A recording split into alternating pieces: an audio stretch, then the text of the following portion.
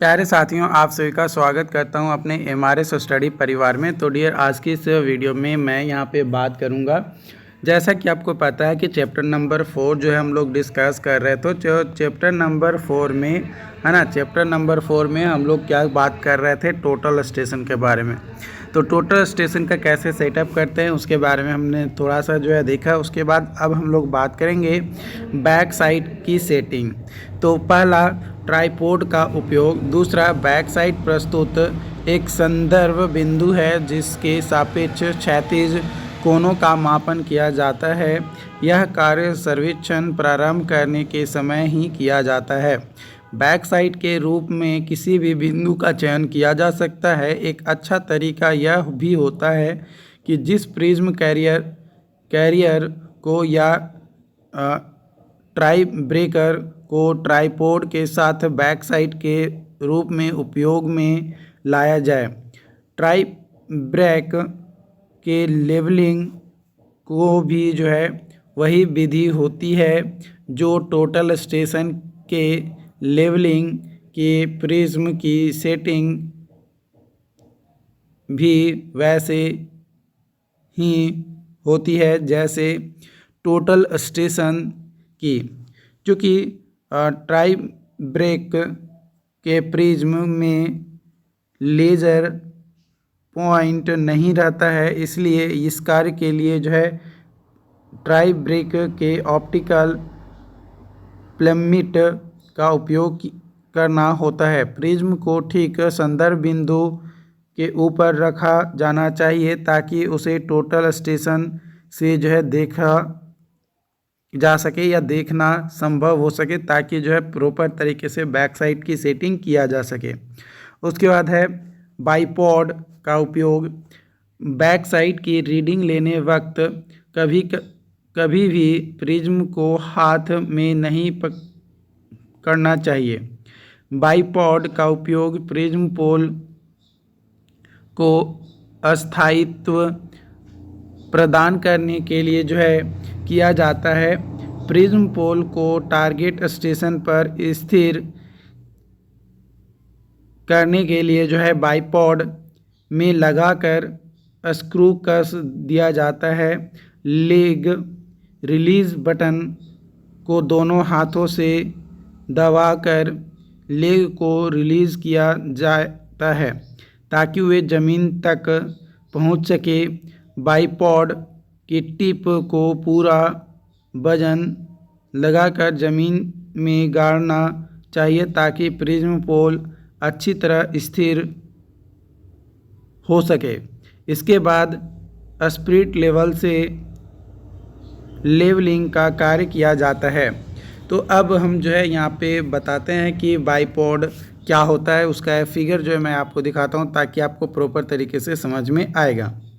तो देखो यहाँ पे ये जो है ये आपका प्रिज्म है ना। ये जो है आपको जो दिख रहा है ये प्रिज्म है और ये आपका जो है बाइपॉड है ना। इसको जो है ज़मीन में गाड़ दिया जाता है और गाड़ने के बाद जो है लेवल पॉइंट जब जो फिक्स होता है वहाँ पे इसको कसकर है ना स्क्रू लगाकर इस यहाँ पे आप प्रिज्म के ये जो पार्ट है यहाँ पे आप देखोगे तो एक बबल होगा। उस बबल को जो है सेंटर में रखा जाता है ताकि प्रॉपर तरीके से हमारा लेवल हो सके। और यहाँ पे लेज़र लाइट आती है, ठीक है, और टकरा कर जो है आपका जो है वापस जाता है और उससे जो है हम लोग क्या करते हैं डिस्टेंस या पॉइंट जो भी है वो मेजर करते हैं, या जो एंगल वगैरह मेजर करना रहता है सारी चीज़ें जो हम लोग मेजर कर लेते हैं इस प्रिज्म की मदद से। जो भी लाइट रिफ्लेक्ट हुई उसके आधार के बेसिस पे।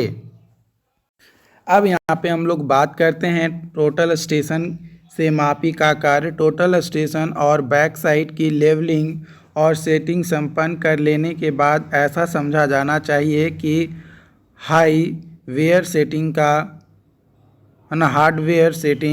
का कार्य हो गया है। इसके बाद सॉफ्टवेयर सेटिंग की बारी आती है। टोटल स्टेशन के सॉफ्टवेयर की सेटिंग अलग अलग कंपनी के मशीन के लिए अलग अलग होता है। भले ही अंतर्भूत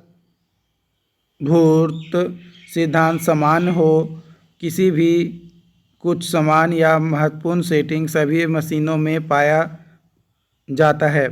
परीक्षक के लिए जो है सुविधाजनक होगा कि यह यूजर मैनुअल का अनुसरण करें। मतलब जो भी परीक्षक है, मतलब जो टीएस मशीन को ऑपरेट करने वाला है, उसको यूज़र मैनुअल के बारे में जानकारी होना चाहिए कि कौन से मशीन को कैसे यूज हमें करना है।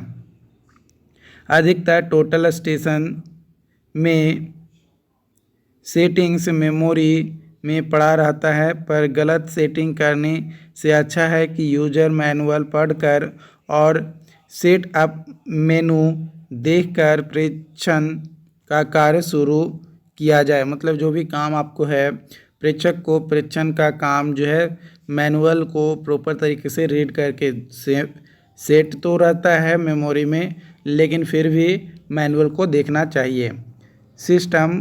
सिस्टम जो है डाटा आउटपुट किस फॉर्मेट में चाहिए या इनपुट किस फॉर्मेट में होगा वो बताता है।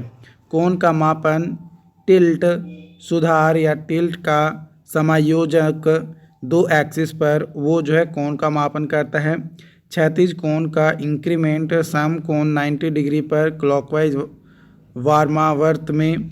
यूनिट सेटिंग कोण डिग्री, मिनट, सेकेंड, दूरी मीटर में, तापमान सेंटीग्रेड में और दाब जो है LPA में होता है। EDM सेटिंग DR और IR लेजर में से एक का चयन कर मापी का मोड में जो है RL का उपयोग सावधानीपूर्वक किया जाना चाहिए। प्रिज्म कांस्टेंट के रूप में एक उपयुक्त मान को नियत कर लिया जाता है मशीन के यूज़र मैनुअल के अनुसार। वायुमंडलीय पैरामीटर आयग्राम के लिए पार्ट पर मिलियन यानी ppm का पता यूजर मैनुअल के अनुसार लगा लिया जाता है या फिर टोटल स्टेशन स्वयं HPA और डिग्री सेंटीग्रेड के आधार पर गणना करता है।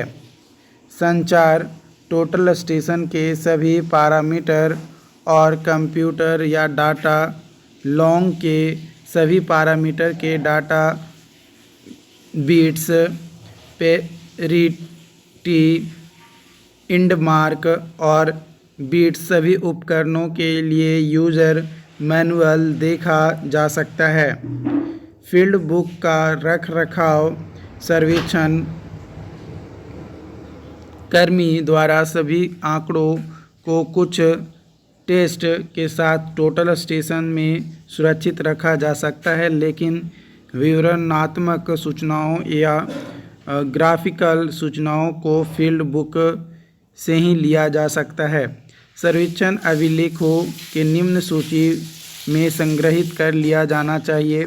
स्थान, दिवस, समय, सर्वेक्षक का नाम, तापमान, वायुमंडलीय दाब, टोटल स्टेशन भू निर्देशांक F0, N0, H0, सर्वे स्टेशन के भू निर्देशक के अनुसार TCP मशीन की ऊंचाई, बैक साइड का कोऑर्डिनेट, ढाल पर की दूरी, ऊर्ध्वाधर और क्षैतिज कोणों का माप, ENH, GPS के भू निर्देशांक TCP के अनुसार एवं